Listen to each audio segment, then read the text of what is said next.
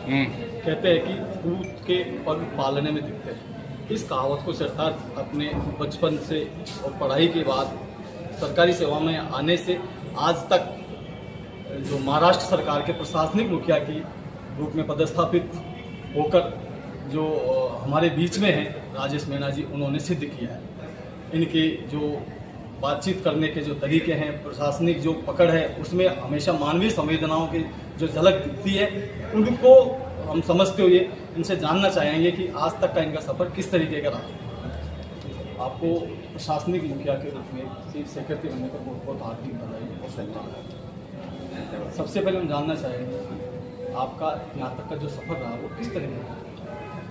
यहाँ तक का सफ़र अभी काफ़ी लंबा हो चुका है ऑलरेडी। 37 साल मेरी उम्र जब 22 साल की थी तब ये नौकरी मैंने की। महाराष्ट्र मेरा काडर रहा, महाराष्ट्र मेरी पूरी कर्मभूमि रही। महाराष्ट्र में मैंने प्रयत्न यही किया कि चाहे वो 22 साल से लेके और आज रिटायरमेंट के कगार तक कि मैं उस महाराष्ट्र की जनता की एक सेवा कर पाऊँ। वहाँ का जो प्रशासन से जो अपेक्षा है उस पर हम लोग सब खरे उतरें। और आज मुझे उस बात की खुशी है, उस बात का गर्व है कि मेरे संपूर्ण मेरे मुख्यमंत्री और मंत्रिमंडल ने कि उसके योग्य समझा मुझे कि मुझे इस प्रशासन का मुखिया बनाया गया। और ये उसी की देन है कि जो 35-36 साल में जो इस राज्य में जिस तरह का कामकाज और जिस तरह का हमने सिस्टम्स प्रशासन का जो मेरे हाथों द्वारा जो हुआ है वो सभी ने सराहा है। और उसी के दम पे और प्लस आपका सबका आशीर्वाद उस स्नेह से आज मैं महाराष्ट्र प्रशासन का मुखिया हूँ। प्रशासनिक रूप से आप एक सबसे बड़े अहदे पर राज्य के पदस्थापित हो, व्यवस्था का एक हिस्सा हो। व्यवस्था इंसान के लिए है या इंसान व्यवस्था के लिए है? व्यवस्था हम इंसान के लिए, इसलिए हम कभी भी महाराष्ट्र में हमने शुरू से ये सीखा है कि हम लोग सिर्फ फैसिलिटेटर्स हैं। जो सरकार है, जो प्रशासन है, जो योजनाएं हैं, ये जनता के लिए, लोगों के लिए। हम आज चाहे सचिव के पद पे हों, चाहे जिलाधिकारी या कलेक्टर के पद पे हों, हम उसको एक सुविधा निर्माण करने के लिए काम करता है। और उसको फैसिलिटेटर्स के रूप में हम देखते हैं। हम अपने अन्य अधिकारियों को भी यही समझाते हैं कि हमारा काम है कि उस जो सामान्य जो जनजीवन है उसकी जीवन की कठिनाइयों को कम कैसे करना, तो ईज ऑफ लिविंग कैसे देना और अपनी सारी योजनाएं और सेवाओं का लाभ उसे बिना किसी बाधा के मिले।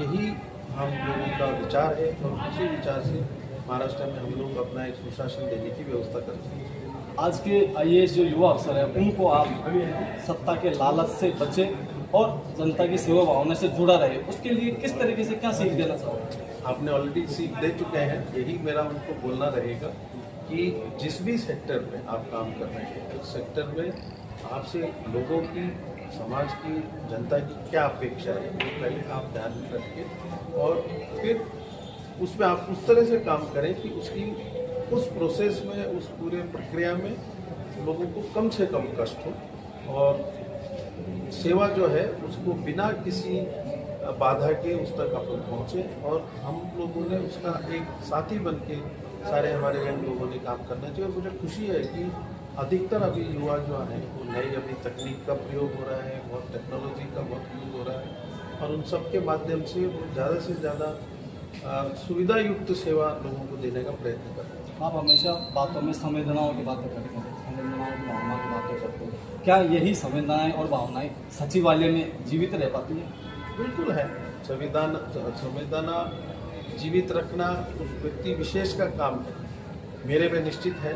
और हम लोग प्रयत्न यही करते हैं कि अधिकतर हमारे अधिकारियों और प्रशासन को संवेदना रहे।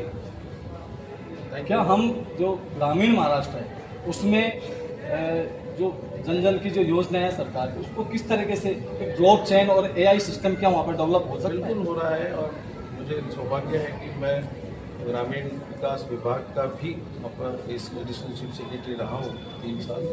एंड हमने ये जो भी आपने जो बात की है कि AI का यूज़ हो या अन्य ब्लॉकचेन का हो या मार्केटिंग, ब्रांडिंग, ये सारी चीज़ों का हम लोग उपयोग करके हमारा ग्रामीण विकास महाराष्ट्र में एक सशक्त रूप से काम कर रहा है। और बहुत सी योजनाओं में हम देश के शीर्षस्थ स्थान पे हमारा नंबर है। महाराष्ट्र के सचिवालय में मुख्य जो सचिव सचिवालय उसमें कोई इस तरह की योजनाएं आपके द्वारा जारी करने की संभावनाएं कर रहे हो जिससे जो युवा अफसर है नए अफसर उनके आइडियाज जो है क्रियान्वित हो सके? हम लोग अब हमारे मुख्यमंत्री साहब ने हमें सबको एक टारगेट दिया है कि विकसित भारत की उसी लाइन पे हमें विकसित 2047 महाराष्ट्र, उसका हम प्लान बनाते टाइम उन्होंने अनेक नई योजना, हमारे मुख्यमंत्री जी खुद एक बहुत टेक्निक और टेक्नोलॉजी ड्रिवन और उनको सब नॉलेज रहेंगे, तो वो हमारे मंत्री हैं और मुख्यमंत्री हैं।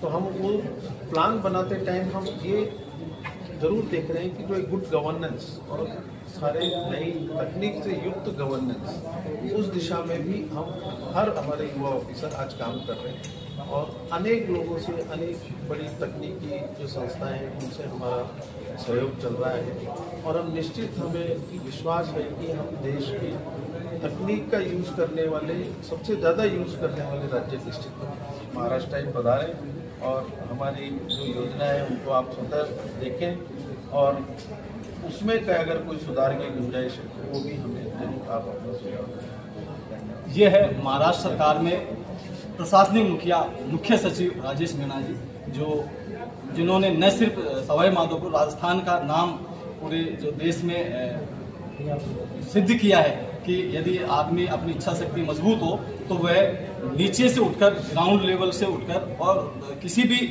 जो उच्च स्तर की कुर्सी है वहाँ तक पहुँच सकता है और अपना और परिवार का और अपने समाज का और अपने जो आसपास का एनवायरनमेंट है उसको ऊंचा साबित कर सकता है।